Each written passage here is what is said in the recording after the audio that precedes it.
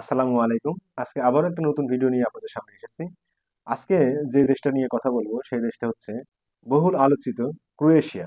গত মাস থেকেই ক্রোয়েশিয়া নিয়ে একটা নতুন ক্রেজ তৈরি হয়েছে যে ক্রোয়েশিয়ার এম্বাসি ফেস করতে এখন আর ইন্ডিয়া বা নেপাল যাওয়া লাগবে না। ক্রোয়েশিয়ার এম্বাসি এখন ঢাকা থেকেই ফেস করা যাবে।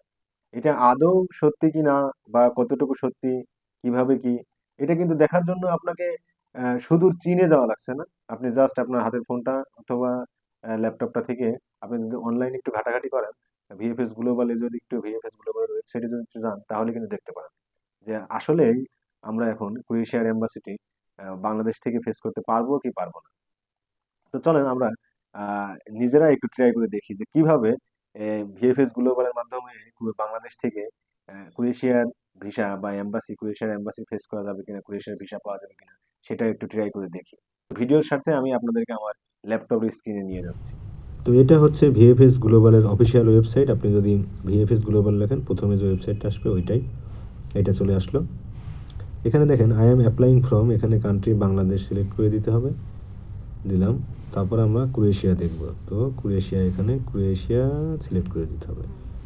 ক্রোয়েশিয়া সিলেক্ট করে দিয়ে যদি ওয়েবসাইটে যান, তখন এখানে আপনার দেখাবে, দেখেন প্রথমে দেখাচ্ছে we are the official partner of the embassy of Croatia in new Delhi, মানে নিউ দিল্লির এম্বাসির পার্টনার। তো এখানে দেখেন news 4 December 2024 announced Croatia visa application centre now open in Dhaka. আপনি রিড মোরে ক্লিক করলে এই অপশনটা চলে আসবে উই আর প্লেসড, মানে ওরা অ্যানাউন্স করছে যে ঢাকা এম্বাসি দিতে পারে, ওরা খুবই আনন্দিত। তো এখানে দেখেন অ্যাপয়েন্টমেন্ট বুক করার জন্য অপশন আছে, বুক অ্যান্ড অ্যাপয়েন্টমেন্টে যদি আপনি ক্লিক করেন, তো অ্যাপয়েন্টমেন্ট বুকের অপশনে আসবে যে বুক নাও।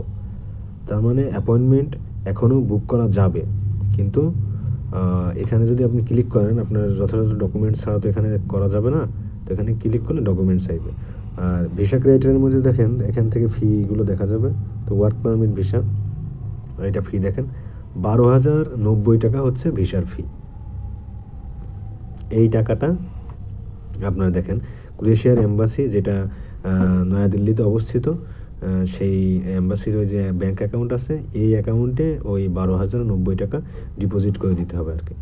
আর এখানে যে ফিটা দেওয়া আছে এটা কুরিয়ার ফি আর কি, ভিসা ওই আপনার পাসপোর্ট ওখানে যাবে, ওখান থেকে আসবে, সেই বাবদ একটা ফি এখানে দেওয়া আছে। যাই হোক, এখান থেকে বোঝা যাচ্ছে যে ঢাকায় এম্বাসিটা ভিএফএস গ্লোবাল থেকে ক্রোয়েশিয়ার এম্বাসি ফেস করা যাবে। তবে আমার জানা মতে জানুয়ারি থেকে অ্যাপয়েন্টমেন্ট দেওয়া শুরু করবে।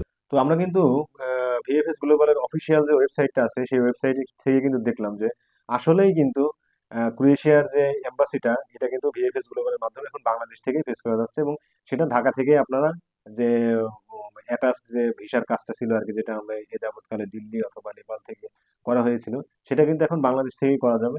তবে আমার জানা মতে এখন পর্যন্ত কোনো অ্যাপয়েন্টমেন্ট নিচ্ছে না। জানুয়ারির 1 তারিখ থেকে অ্যাপয়েন্টমেন্ট নেওয়া শুরু হবে। এবং ওয়েবসাইটে কিন্তু আপনারা দেখলেন যে এখানে কিন্তু উল্লেখ করা আছে যে অলরেডি ঢাকাতে আর কি ক্রোয়েশিয়ার এম্বাসি চলে এসেছে, এবং আপনি ভিএফএস গ্লোবালের মাধ্যমে ক্রোয়েশিয়ার এম্বাসি ঢাকা থেকেই ফেস করতে পারবেন, আপনাকে আর ইন্ডিয়া অথবা নেপালে যাওয়া লাগবে না।